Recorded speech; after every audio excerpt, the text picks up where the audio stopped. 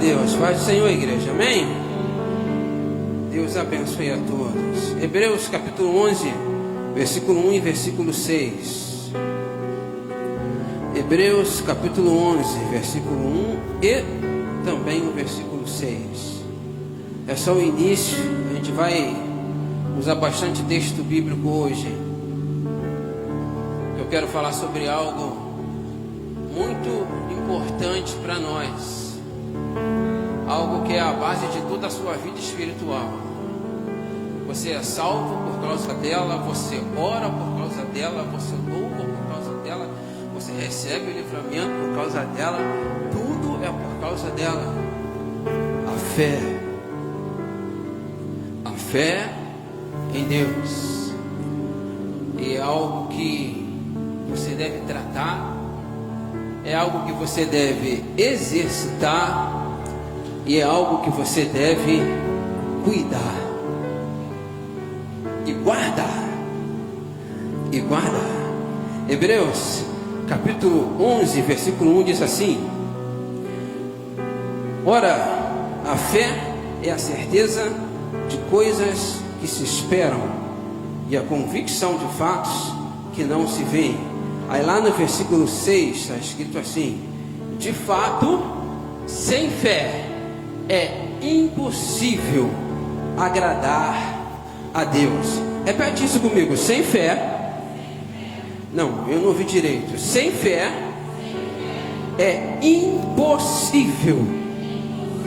Repete isso comigo de novo: sem fé é impossível agradar a Deus. Deixa que eu termino. Porquanto é necessário que aquele que se aproxima de Deus creia que Ele existe e que se torna galardoador dos que buscam. Feche seus olhos. Deus, eu quero juntar minha voz junto com a voz da tua serva, tua filha, a pastora Simone, e quero pedir ao Senhor por esse momento onde a tua palavra e não a minha vai ser pregada. O povo é teu, a igreja é tua, os filhos são seus, a palavra é tua, os louvores foram ecoados para o Senhor, os bancos que tem aqui, tudo aqui pertence ao Senhor, nada aqui me pertence, nem a minha vida. Então eu peço ao Senhor, em nome de Jesus, toma aquilo que é teu e renova, Deus, em nome de Jesus, a fé dos teus filhos essa noite. Que o teu Espírito Santo possa agir e possa renovar a fé dos seus filhos essa noite. É assim que eu oro, crendo em ti, em nome de Jesus. Amém e amém. Vamos lá. Deus escolheu a fé para se relacionar com o homem. Para se relacionar com Deus, você precisa acreditar naquilo que você não vê, obedecer a uma voz que você não ouviu audivelmente e fazer aquilo que você não vê seja mais real do que aquilo que você vê. Porque a fé, ela tem que ser bem maior do que a realidade. Então, o meio que Deus escolheu para se mostrar para mim, para se relacionar comigo, para se mostrar ao homem, o meio que Deus escolheu é a fé. Só existe um meio de se achegar a Deus e de se provar a existência dele: é a fé.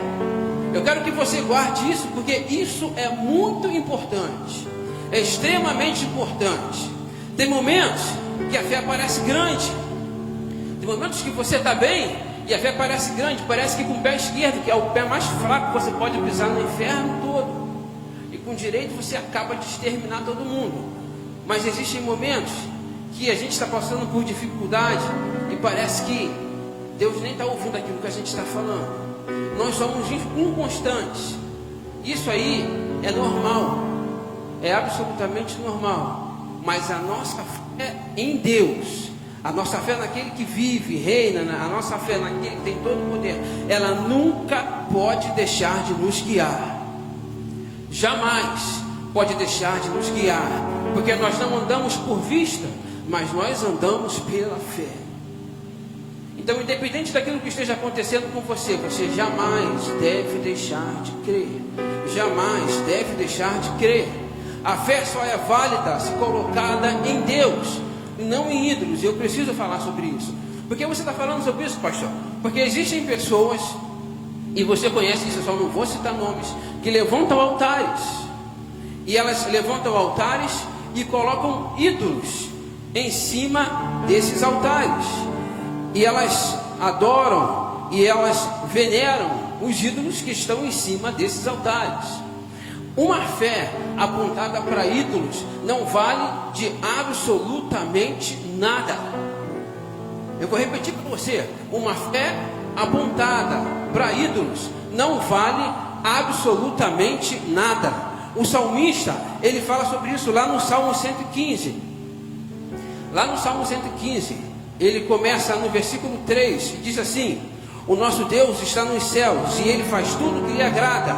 Os ídolos deles são prata e ouro, obra das mãos do homem. Olha o que ele fala dos ídolos: tem boca, mas não falam; tem olhos, mas não veem; tem ouvidos, mas não ouvem; tem nariz, mas não cheiram; tem mãos, mas não apalpam; tem pés, mas não andam; som algum sai da sua garganta.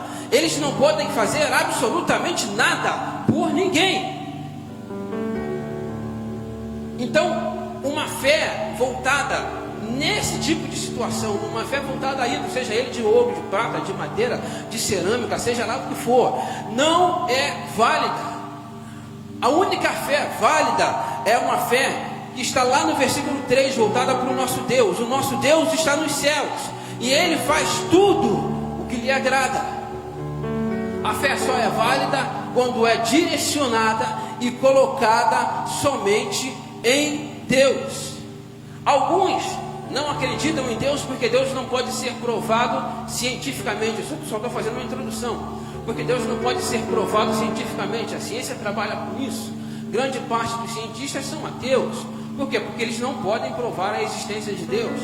A ciência só trabalha com aquilo que ela pode comprovar. Então, como ela não pode comprovar a existência de Deus, a maioria dos cientistas simplesmente não acreditam na existência de Deus.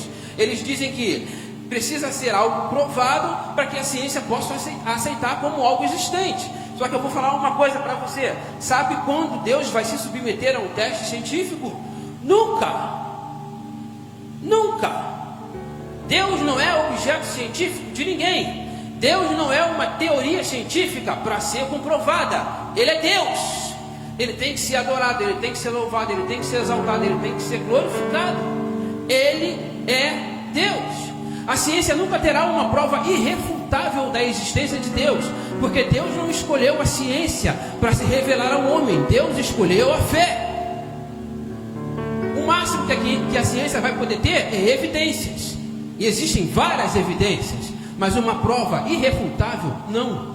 Não é por meio da ciência que você pode se relacionar com Deus, é por meio da fé. Não é por meio da ciência que Deus se revela, porque nós vemos isso lá em Hebreus capítulo 11, versículo 6. De fato é impossível agradar a Deus, porquanto é necessário que aquele que se aproxima de Deus creia que Ele existe. Então primeiro você precisa crer, para depois você ver. Se você não crer, você nunca vai poder ver. Então a ciência nunca vai ter uma prova irrefutável da existência de Deus, porque primeiro é necessário crer. Somente pelo exercício da fé, e exercitar significa praticar, podemos nos aproximar de Deus. A fé precisa ser praticada. Agora, pergunta para mim: por que a fé precisa ser praticada? Pergunta para mim: por que a fé precisa ser praticada? Pergunta para mim. Porque Deus prova a fé. Olha para mim: Deus prova a tua fé. Se você crê que diz em Deus, Ele vai provar a sua fé. Se você não teve a fé provada, está tendo. Se você não está tendo, você vai ter. Talvez você já teve a fé provada e nem percebeu, mas Deus prova a nossa fé. Tiago capítulo 1, versículo 3. Tiago capítulo 1, versículo 3 diz assim: assim vocês saberão que a prova da sua fé produz perseverança.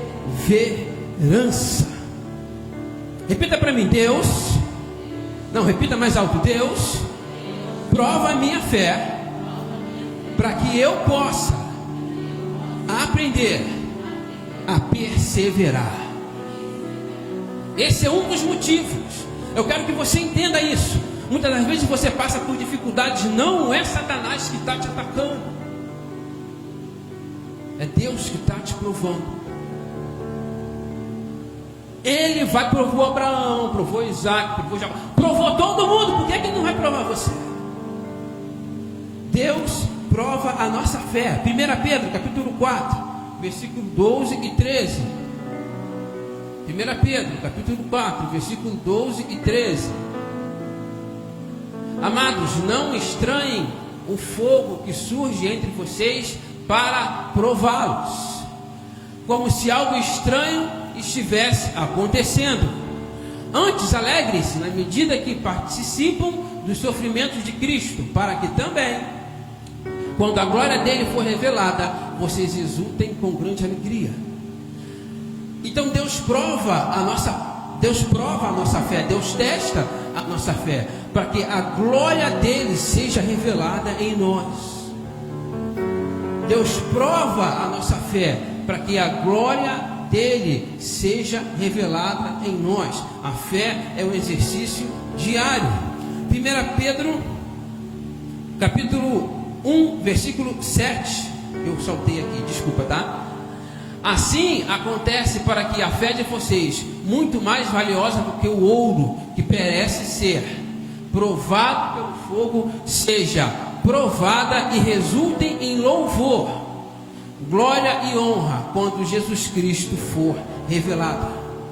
Aqui ele está dizendo quase a mesma coisa. A prova da nossa fé resulta na glória de Jesus da nossa vida. Deus prova a nossa fé. Uma coisa é certa: se a sua fé não foi, ela está ou será provada, e disso ninguém escapa. Por que Deus nos testa? Por que Deus nos testa? Ele nos testa não porque ele não sabe de absolutamente nada. No hebraico, a raiz da palavra teste é traduzida por nisayon, que significa elevar. Ou seja, Deus nos testa para nos elevar, para nos fazer vencer o medo, para aprender a encarar de frente os desafios e não fugir dos desafios. Então Deus não te testa porque Ele duvida de você. Ele te testa porque Ele te dá habilidades e forças para vencer as dificuldades e quer que você ative aquilo que Ele já te deu. Deus não te testa porque Ele duvida de você, porque Ele sabe de todas as coisas. Deus te testa porque Ele já colocou o Espírito Santo dele em você, Ele já deu a palavra dele a você, Ele já deu dons a você, e Ele quer ver você crescendo dia após dia. Ele quer te elevar, Ele quer fazer você subir de nível. E não tem jeito de você passar de nível sem ser provado. Não tem jeito de você passar de ano na escola sem antes fazer uma prova. Não é assim que acontece? Você está na quinta, vai passar para a sexta, você tem que fazer a prova e ser aprovado. Foi aprovado, você sobe. Aí você faz a prova de novo, você passa para a sétima e passa para a oitava. E aí, não sei mais como é que é o negócio hoje, aí vai para o segundo ano. E vai para o ensino médio, do ensino médio faz a prova do Enem, passa para a faculdade. À medida que você vai fazendo as provas, à medida que você vai passando nas provas, você vai subindo de nível. E com a fé é a mesma coisa. Ele te prova porque Ele quer ver você crescer. Ele não quer ver você parado, estagnado, sempre no mesmo lugar com a fé que você tem. E não tem como a fé crescer sem prova. É por isso que Deus te prova. O problema é que na maioria das vezes nós usamos a fé para receber bênçãos, e não para passar pelas provas, e não para suportar os problemas. Nós estamos acostumados a, se você crer, você vai receber. Se você crer, a vitória vai chegar. Se você crer, Deus vai te dar. Mas na verdade, é verdade, isso é verdade, é claro que é verdade. Mas nós temos que nos acostumar a ouvir: se você crer, você consegue suportar. Se você crer, você consegue suportar. A fé não é a certeza de que Deus vai fazer a nossa vontade. A fé é a certeza de que, independente do que aconteça, Deus tem sempre o melhor para os seus filhos. Isso é fé. Repete comigo: a fé não é a certeza de que Deus vai fazer a nossa vontade. Fé é a certeza de que, independente do que aconteça, Deus tem sempre o melhor para os seus filhos. A evidência genuína da fé é a obediência e a dependência. Aquele que diz que crê, obedece a palavra, não tem como. Eu creio, obedece a palavra? Esquece. Eu creio em Deus, depende de Deus. Busca sempre tudo na força do seu próprio braço? Esquece. Esquece. Porque a evidência genuína da fé é a obediência e a dependência. Deus se manifestou no deserto durante 40 anos. E durante 40 anos caiu o pão do céu. Durante 40 anos existia uma coluna de fogo durante a noite, que ele iluminava Arraial. Durante 40 anos existia uma nuvem que cobria o povo de Israel por causa do forte sol do deserto. Durante 40 anos era um milagre por dia. Deus colocou no deserto e Deus sustentava. O povo murmurava de noite, de manhã caía o pão. De manhã caiu o pão, não tinha como. 40 anos vendo um milagre acontecer. Mas nem isso foi suficiente para gerar uma fé genuína no coração do povo. Porque foi o povo que mais murmurou, que aborreceu e muito o coração de Deus. Mas todo dia havia milagre.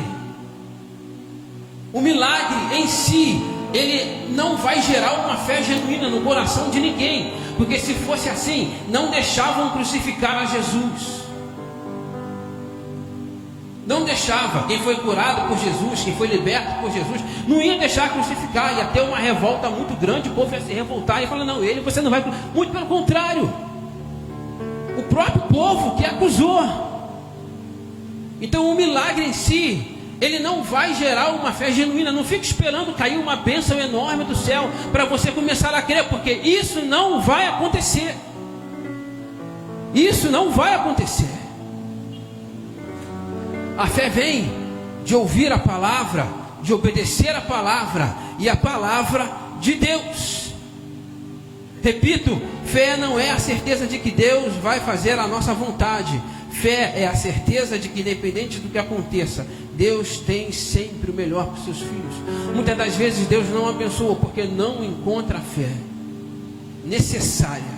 Muitas das vezes Deus não faz porque não encontra a fé necessária. Foi assim que aconteceu com Jesus também. Existiu cidade que ele não fez muitos milagres porque ali não houve fé necessária.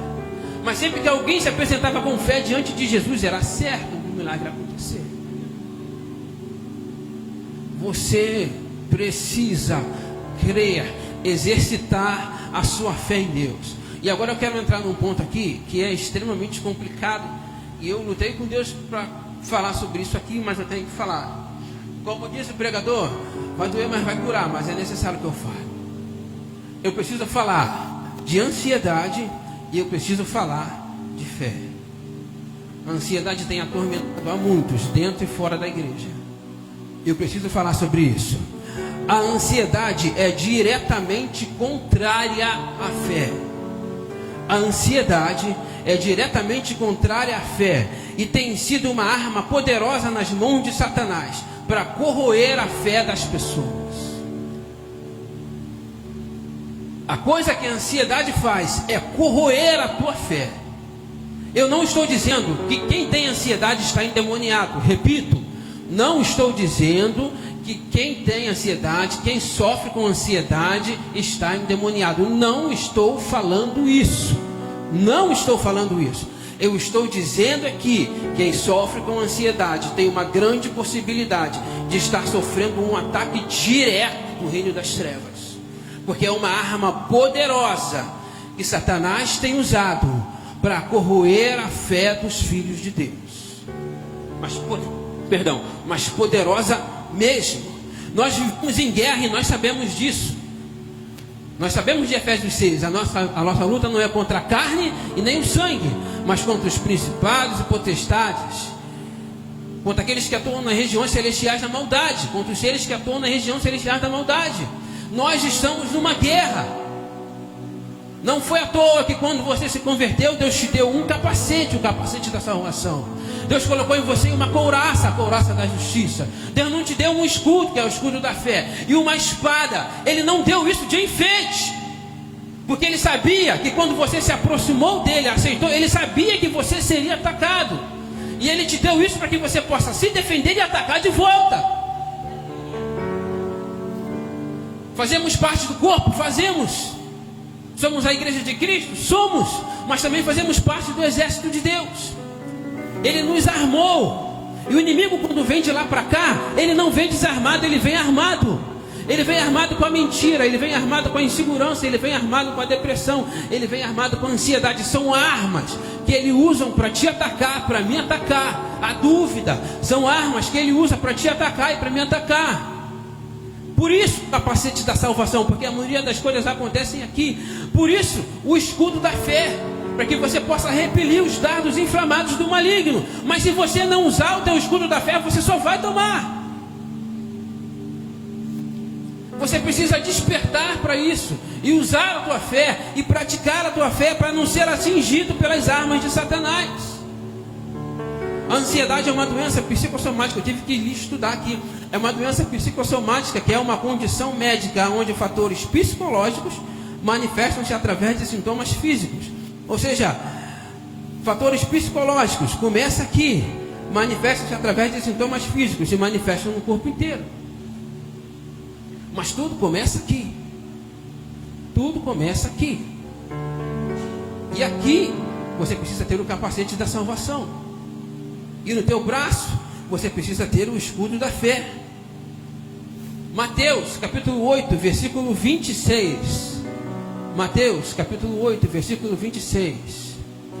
Jesus diz assim: Jesus perguntou: por que vocês estão com tanto medo, homens de pequena fé? Então ele se levantou e repreendeu os ventos e o mar, e tudo ficou calmo. Aconteceu aqui que Jesus estava num barco junto com os discípulos. Todo mundo já conhece essa história. Eles iam passar de um lado para o outro do mar, e no meio do caminho uma tempestade enorme se levantou, e todo mundo ficou desesperado: nós vamos morrer, nós vamos morrer, nós vamos morrer, nós vamos morrer. E água entrando para lá, água entrando para cá, e Jesus dormindo. Simplesmente dormindo. Não sei como ele conseguiu, com uma gritaria enorme, água entrando, batendo nele provavelmente, mas ele estava dormindo. E aí lembraram que Jesus estava no barco, acordaram Jesus, todo mundo desesperado. Jesus levantou. E olha a palavra dele: porque temeis, coloca aí de novo, porque temeis, homens de pequena fé. A fé pequena gerou medo. Quem chamou eles de homens de pequena fé foi o autor e consumador da fé. Foi o verbo vivo. No princípio era o verbo era Deus, o verbo estava com Deus, e tudo que foi feito por intermédio dele. Ele estava no princípio com Deus. Foi o leão de Judá, foi a raiz de Davi, foi a estrela da manhã, foi o criador de todas as coisas. Quem falou que eles tinham pequena fé foi Jesus. A pequena fé gerou o medo.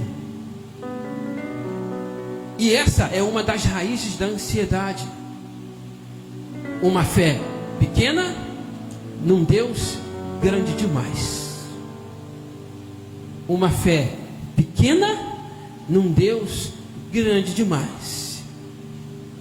Medo. É isso que vai gerar.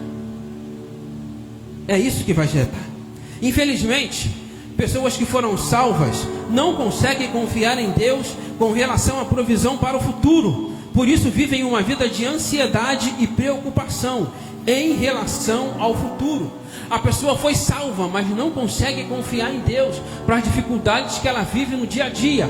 E porque ela não consegue confiar em Deus, que é grande, ela começa a se preocupar. Aí começa a ter medo, e mais a preocupação profunda, a ansiedade entra. Está salvo, mas não tem fé em Deus para confiar o dia a dia a Ele. Para confiar o dia a dia a Ele. Mateus 6,25, por favor. Jesus tem uma palavra reta e direta. Por isso eu digo a vocês. Eu vou ler na minha versão. Essa versão é um pouco diferente da minha. Eu vou ler na minha versão aqui. Pode manter aí, pode manter aí.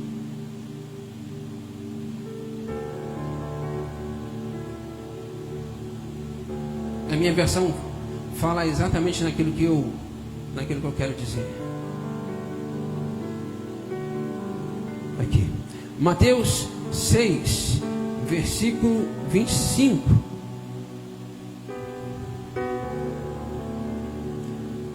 Por isso vos digo, não andeis ansiosos pela vossa vida.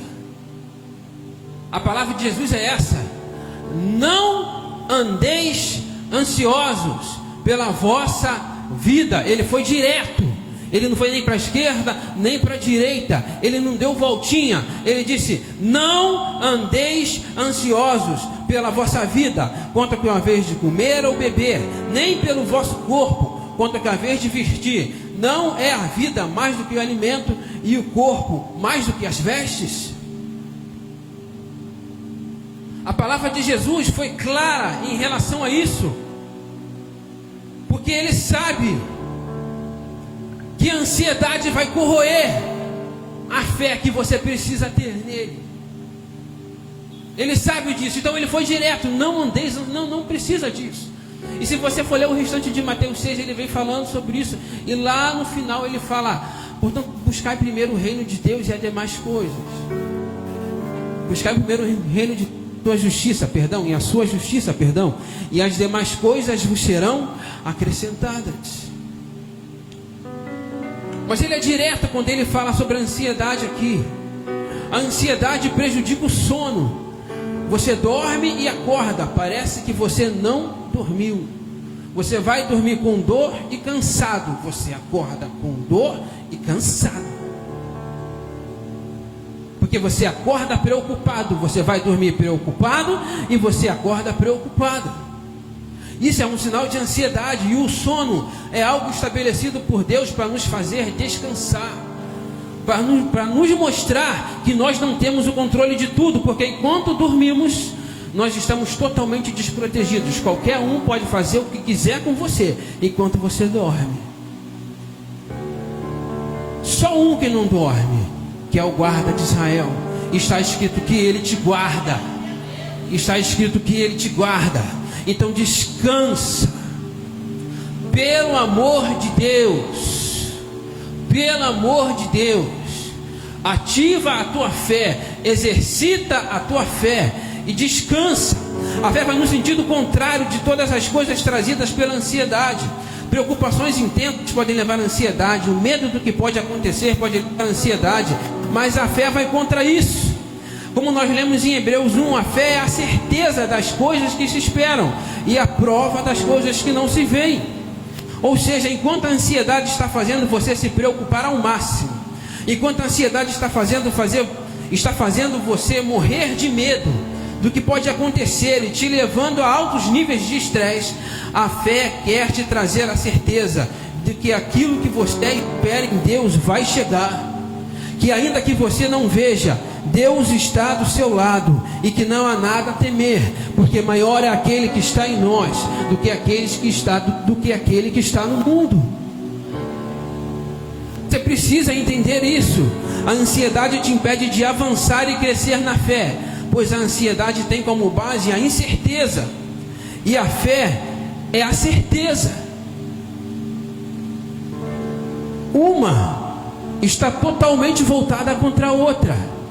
Enquanto você não tem a certeza de nada, não tem o controle de nada e fica ansioso com medo das coisas, a fé é a certeza de que tudo vai dar certo, porque aquele que está no trono é contigo, te guarda e cuida de você. Eu quero que você entenda isso. A ansiedade vai fazer você olhar para baixo, e está na hora de reagir. Está na hora de reagir. Você precisa reagir. Chega de ficar chorando sozinho no quarto. Chega de ficar chorando sozinho no banheiro. Chega de esconder as coisas que você está sentindo por causa do medo. Chega! Reage! Reage! Porque Deus tem coisas a fazer com você e através de você. Mas enquanto você viver chorando, com medo das coisas, não crendo naquilo que Ele tem para você, você não vai conseguir fluir naquilo que Deus quer. Deus está cansado de ver você chorando sozinho no teu quarto. Deus está cansado de ver você chorando sozinho no banheiro. Está cansado, porque Ele já te deu a arma para vencer. Você é templo do Espírito Santo. Colocou o Espírito Santo em você. Ele te deu a palavra dele. Ele te deu dons. Ele te deu tudo para você vencer. Mas você precisa reagir. Você precisa reagir e crer naquilo que Deus já disse a você. Não naquilo que Ele vai falar, mas naquilo que Ele já disse a você. Porque Deus não se agrada. Ah, como Ele não se agrada. Ah, como Ele se entristece. E você pensa que Ele não é com você, que Ele não está com você, que Ele não ouve aquilo que você fala. Muito pelo contrário. Ele só precisa que você creia e que você reaja. Reaja. Em nome de Jesus. Usa a tua fé e reage. Reage. Satanás tem usado a ansiedade para aprisionar a muitos, inclusive dentro das igrejas. Mas hoje eu quero declarar libertação aos cativos em nome de Jesus. Deus essa noite vai quebrar as correntes em nome de Jesus. Vai quebrar os grilhões em nome de Jesus. Vai soltar as amarras em nome de Jesus. E vai renovar a tua fé em nome de Jesus. Mas você precisa reagir. Marcos 9:23. E Jesus lhe disse: se tu podes crer, tudo é possível ao que crer. Repita comigo: tudo é possível ao que crer. De novo, repita: tudo é possível ao que crer. De novo, repita: tudo é possível ao que crer. Agora vamos repetir todos juntos e fortes: tudo. Se você quer nisso, aplauda o Senhor essa noite. Exerça a tua fé essa noite. Em nome de Jesus. Em nome de Jesus. Tudo é possível ao que crê. Você precisa voltar a praticar a sua fé. A ansiedade está ligada àquilo que você vê na terra. A fé está ligada àquilo que vai chegar a você do céu. A ansiedade, ela se baseia naquilo que você vê aqui na terra, mas a fé está ligada àquilo que vai chegar a você do céu, do trono de Deus. A ansiedade faz você olhar para baixo, mas a fé faz você levantar a cabeça, olhar para o céu e falar com Deus. E Deus lá do céu, Ele vai te ouvir. Então é melhor você levantar a cabeça pela fé e falar com Deus. É bem melhor você levantar a cabeça pela fé e falar com Deus do que viver com a cabeça arriada e prostrada por causa da ansiedade. É isso que Deus quer, que você confie nele. Que você confie nele. É isso que nós cantamos, não é? Confiando em nosso Deus. Cante comigo, cante comigo. E em seu eterno amor não seremos.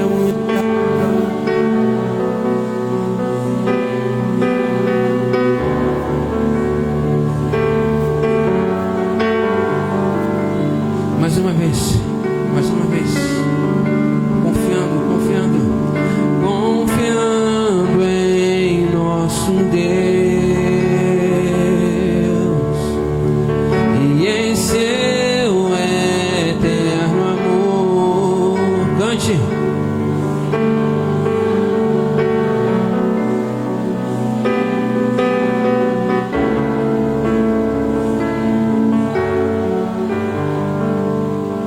Você crê nisso? A força que você precisa, fala: Senhor, você ora: Senhor, me fortalece. Senhor, me dá forças. Deus diz para você: creia. Eu sei que não é fácil. Eu sei que às vezes as situações se levantam e parece que vão te engolir. Mas creia. Creia. Creia hoje. Amanhã você vai precisar crer de novo. E depois de amanhã você vai precisar crer de novo. E cada dia você vai crendo e você vai passando por situações e a tua fé vai se fortalecendo.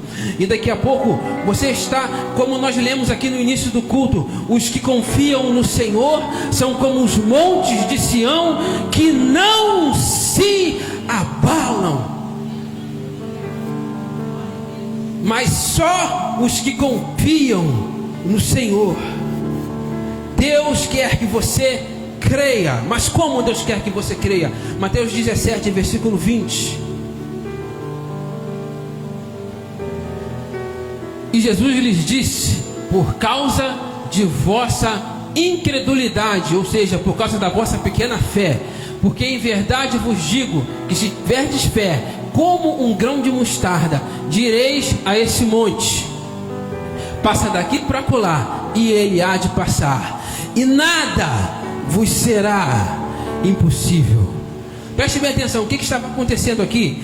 Um menino tinha sido possuído por um espírito maligno, e o espírito maligno jogava ele no fogo, jogava ele na água, jogava ele no fogo, jogava ele na água, jogava ele no fogo, jogava ele na água. O pai do menino pegou o menino, trouxe para os discípulos tentaram expulsar o espírito maligno, não conseguiram. Pegaram o menino e levaram para Jesus, e Jesus expulsou o espírito maligno do menino. Os discípulos perguntaram: por que nós não conseguimos expulsar esse espírito maligno, esse demônio? Jesus foi direto na resposta: por causa da vossa pequena fé. Presta bem atenção, já é a segunda vez que Jesus critica a pequena fé dos seus discípulos, para você ver como isso é grave. Na primeira vez, os discípulos tiveram uma fé pequena e aí o medo entrou. Agora o negócio parece que piora, porque por causa da pequena fé, a autoridade espiritual se foi. Por que é que nós não conseguimos expulsar esse demônio? Por causa da vossa incredulidade, ou seja, por causa da vossa pequena fé. Entende como isso é sério? Por duas vezes, Jesus criticou os seus discípulos. E ele termina dizendo assim: se você tiver fé como um grão de mostarda. Ele não fala do tamanho de um grão de mostarda, ele fala como um grão de mostarda, porque o grão de mostarda é pequeno. Se ele fala do tamanho de um grão de mostarda, ia confundir os discípulos, porque Jesus, primeiro você fala que a nossa fé é pequena, depois fala que tem que ser do tamanho de um grão de mostarda. Os dois são pequenos, como é que é o negócio? Mas ele fala como um grão de mostarda. Ele não está falando do tamanho, ele está falando da qualidade. O grão de mostarda, ele é praticamente inabalável. Você joga ele no chão e pisa, ele continua.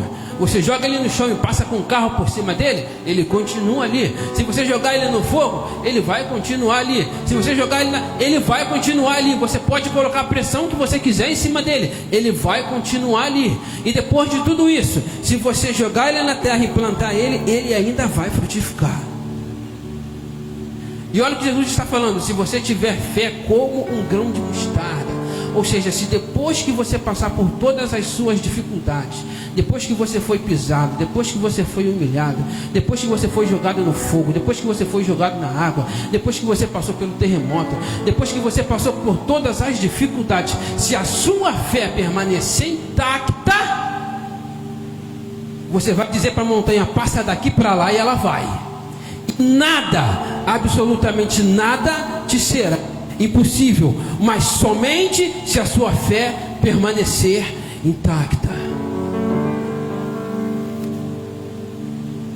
É necessário crer. É necessário crer.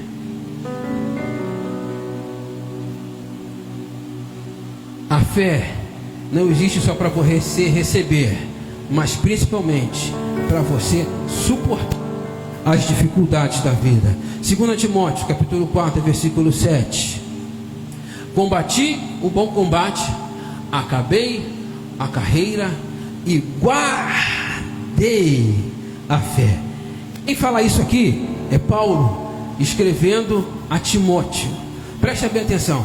Paulo passou por lutas enquanto servia a Cristo. Paulo enfrentou mentiras, Paulo enfrentou calúnias, perseguições. Paulo passou por solidão e necessidade. Paulo lutou contra a carne. Tanto é que ele diz: aquilo que eu quero fazer, eu não faço, e aquilo que eu não quero fazer, eu faço. Então ele lutou contra a carne, ele lutou contra Satanás e seus demônios, e ele lutou contra o sistema do mundo. Paulo passou por diversas dificuldades enquanto exercia o seu ministério. O maior teólogo do mundo que já existiu, o maior missionário do cristianismo, o maior plantador de igrejas do cristianismo, homem que tinha quase todos os dons. Presta bem atenção. Paulo era profeta, Paulo era apóstolo, Paulo era evangelista, Paulo era pastor, Paulo era mestre, Paulo tinha dons de língua, Paulo operava sinais e maravilhas, e Paulo tinha o dom de cura. Paulo, se vivesse nos dias de hoje, era o bam do meio gospel mundial, porque ele era tudo isso aqui. Ele era tudo isso aqui. Mas olha só como é que ele termina. Ele termina sozinho, abandonado, preso dentro de uma masmorra.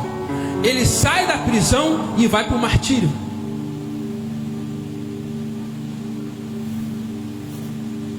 Ele tinha tudo para questionar Deus. Deus me fez apóstolo, além de apóstolo me fez profeta, além de profeta me fez evangelista, além de evangelista me fez mestre. O Senhor me deu dons. Por que eu estou passando por tudo isso aqui?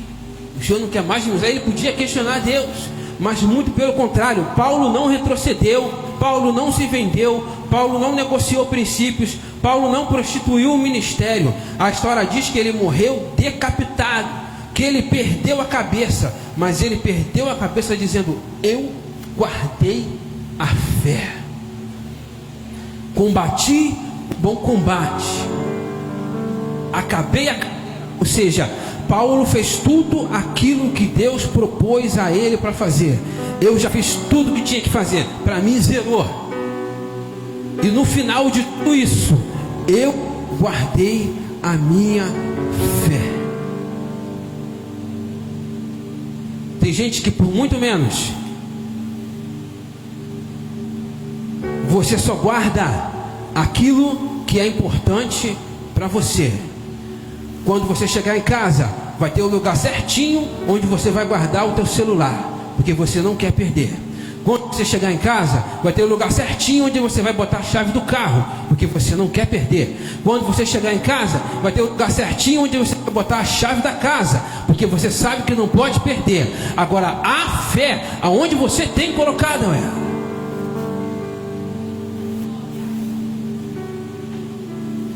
Eu preciso primeiro chamar a tua atenção, porque Deus não guarda a fé de ninguém. Paulo falou: eu guardei a minha. Eu guardei a minha.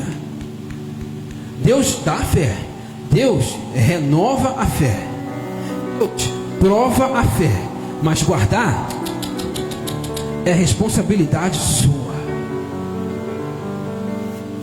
O que é que você tem feito com a fé em Deus? Como você tem agido? Você tem agido como uma pessoa de fé ou não? A fé, como eu falei, tem valor, porque foi o meio que Deus escolheu para se revelar a nós, para se unir a nós, para se relacionar conosco. Essa é a palavra, para se relacionar conosco. Você ora por meio de fé. Se você ora sem fé, a sua oração não passa desse teto. Não passa desse teto. Se você ora sem fé, a sua oração não passa desse teto. Se você adora ao Senhor enquanto nós estamos ministrando louvor aqui sem fé, a sua adoração não passa desse teto. Porque a fé foi a forma que Deus decidiu se unir a você. A salvação vem por ela.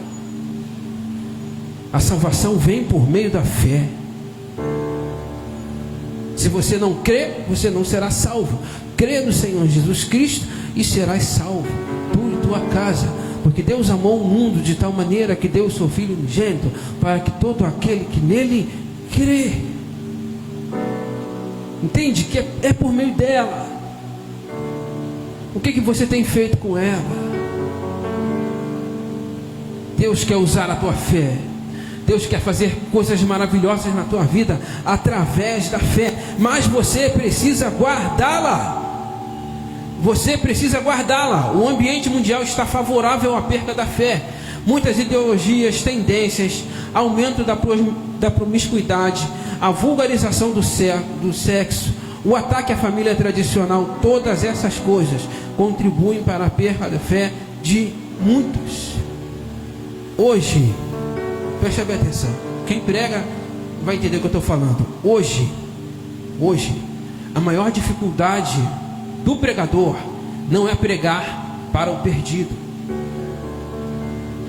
Hoje, a maior dificuldade não é pregar para o perdido, mas é pregar para o salvo que está dentro da igreja e fazer com que ele não saia.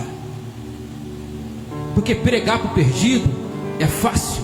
O cara já está afundado nas drogas, o cara já está afundado na promiscuidade, ou então o cara está afundado nas dívidas, ou então o cara já está afundado em um monte de coisas ilícitas. O cara está afundado na bebida, o cara está afundado no álcool, a casa do cara está se acabando por causa disso, na infidelidade. Então, sinceramente, é fácil pregar para esse tipo de pessoa. É só você apresentar o evangelho.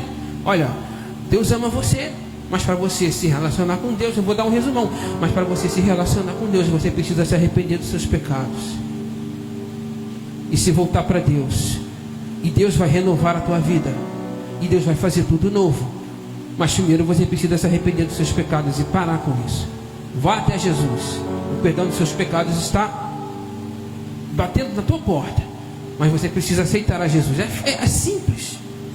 Agora, o difícil é pregar para quem está dentro da igreja, para que ela não saia.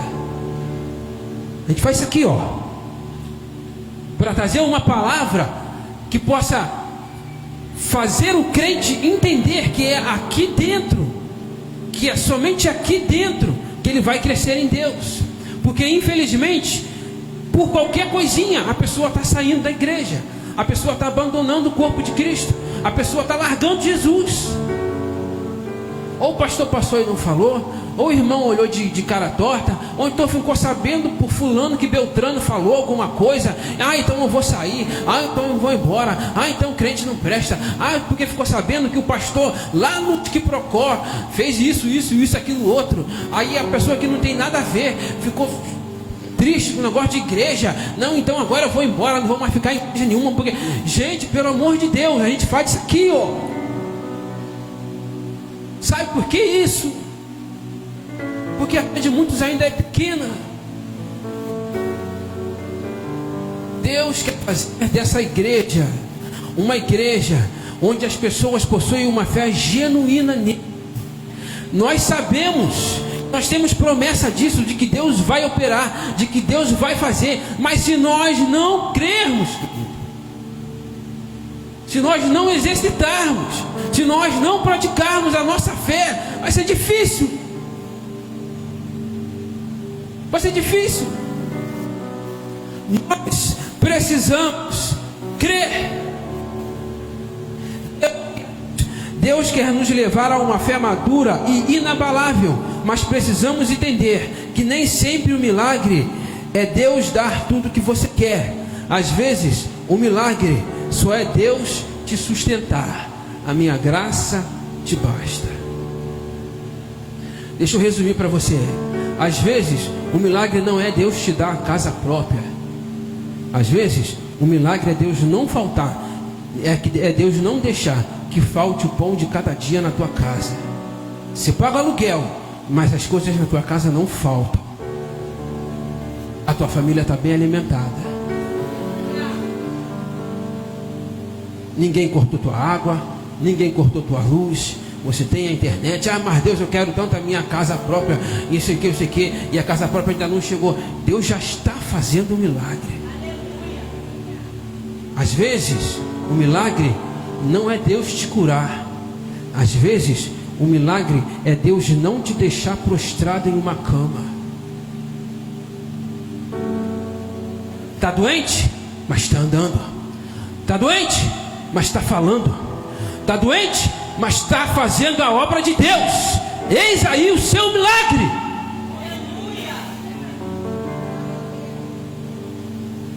Só quem tem uma fé madura entende isso. A minha graça te basta. Só crente maduro entende isso. Os feridos não entenderão, os pequenos, as crianças não entenderão, porque esperam que Deus dê tudo aquilo que elas vão pedir, e Ele não vai dar, porque muitas das vezes você não sabe nem o que vai pedir. Deus quer fazer você crescer nele, mas para isso você precisa ter uma fé madura em Deus. Hebreus 12:2.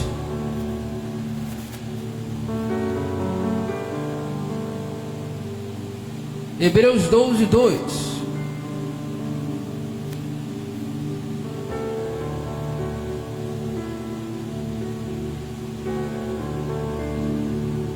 Se não achar aqui, eu procuro aqui, não tem problema. Porque por ela, 12, esse é um 11. Olhando para Jesus, autor e consumador da fé, o qual, pelo gozo que lhe estava proposto, suportou a cruz, desprezando a afronta, e assentou-se à destra do trono de Deus. Jesus, o autor e consumador da fé. Jesus, o autor, ou seja, Ele criou a fé, Ele dá a fé, Ele aperfeiçoa a fé, Ele renova a fé, e no final Ele premiará aqueles que guardarem a fé. Abre para mim 1 João 5:4, por favor. 1 João capítulo 5, versículo 4. A fé vem pelo ouvir, e ouvir isso aqui, a palavra. 1 João, aí está João, 1 João capítulo 5, versículo 4.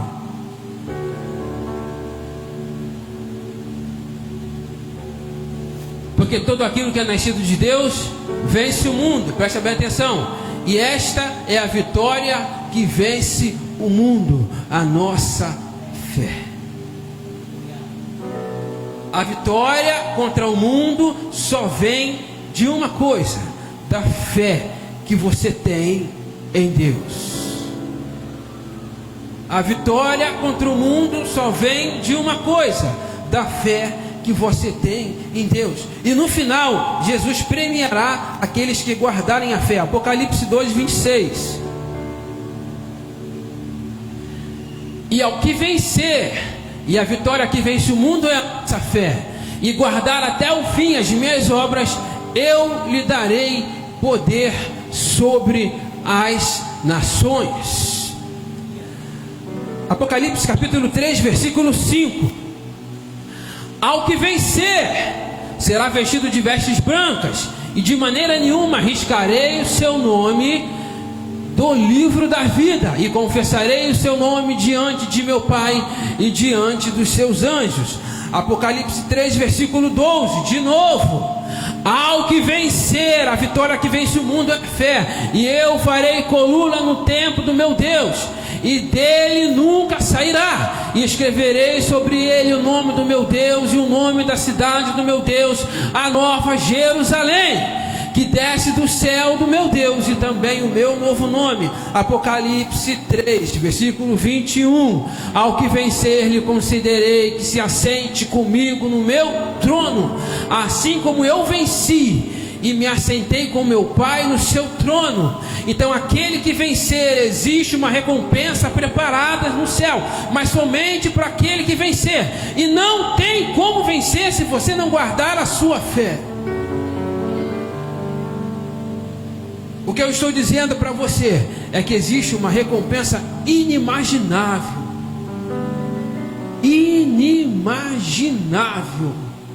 preparada para você, se você guardar a sua fé em meio a todas as dificuldades que você tem passado. E para fechar, Mateus 10, 46 a 52, Marcos 10, 46 a 52, não precisa abrir não, e Mateus 9, 18 a 26, Marcos 10, 46 a 52 e Mateus 9, de 18 a 26. Em Marcos, você tem a história de Bartimeu, e em Mateus 9 você tem a história da mulher do fluxo de sangue. Bartimeu era um cego que vivia à beira do caminho, e a mulher do fluxo de sangue era uma mulher que tinha um problema onde ela só fazia perder sangue. Ela não parava de perder sangue. Ela era considerada impura por causa disso. E ela já tinha ido a médicos e mais médicos e mais médicos e mais médicos, e ninguém tinha dado uma solução para ela. Por causa disso, ela teve que se afastar da sua família. Por causa disso, ela perdeu tudo aquilo que ela tinha. Tanto o cego quanto a mulher do fluxo de sangue, os dois eram rejeitados, abandonados, dependiam da vontade dos outros e eram vistos como pecadores indignos. Aos olhos da ciência, eles não tinham cura. Mas a fé que cura e a fé que salva é aquela que confronta a realidade. A fé que cura e a fé que salva é aquela que confronta a realidade. A realidade mostra uma coisa para você. A realidade mostrou uma coisa para o cego Bartimeu. A realidade mostrou uma coisa para a mulher do fluxo de sangue. Mas a fé abriu um caminho no meio do impossível que a realidade armou. Quando Bartimeu ouviu falar de Jesus, ele automaticamente entrou por um caminho. Aquele caminho foi o caminho da fé. Quando a mulher do fluxo de sangue ouviu falar de Jesus, ouviu falar que Jesus estava passando, ela automaticamente entrou pelo caminho, e esse caminho foi o caminho da fé. Entenda que a realidade estava mostrando para ela que era impossível. Mas aí entra aquilo que eu estou falando para você desde o começo. A fé é algo que precisa ser praticada. Então o cego Bartimeu, desesperado, ele começou a gritar, começou a chamar por Jesus, e começou a chamar por Jesus, e as pessoas falaram: cala a boca, que ele não vai te ouvir, para de importunar o mestre. E Jesus ouviu ele gritar, e Jesus falou: chama ele aqui. A mulher do fluxo de sangue também, ela não podia tocar em ninguém, mas ela ouve falar que Jesus estava passando, e ela vai seguindo, ela vai passando no meio da multidão. Aquela mulher, ela tinha que ser apedrejada, porque ela foi passando no meio da multidão, ela foi tocando em todo mundo, ela não quis saber, porque a fé abriu para ela um caminho no meio do impossível.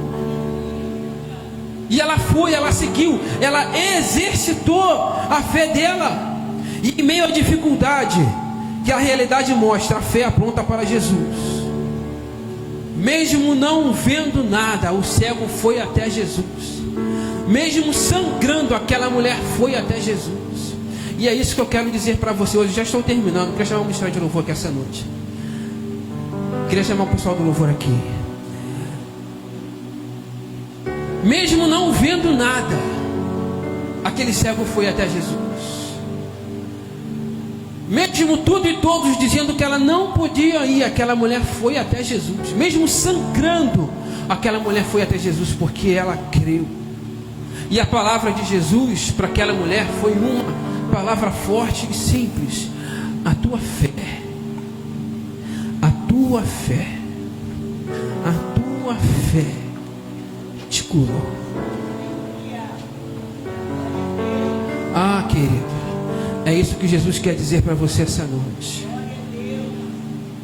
A tua fé, a tua fé, a tua fé, querido, exerça ela.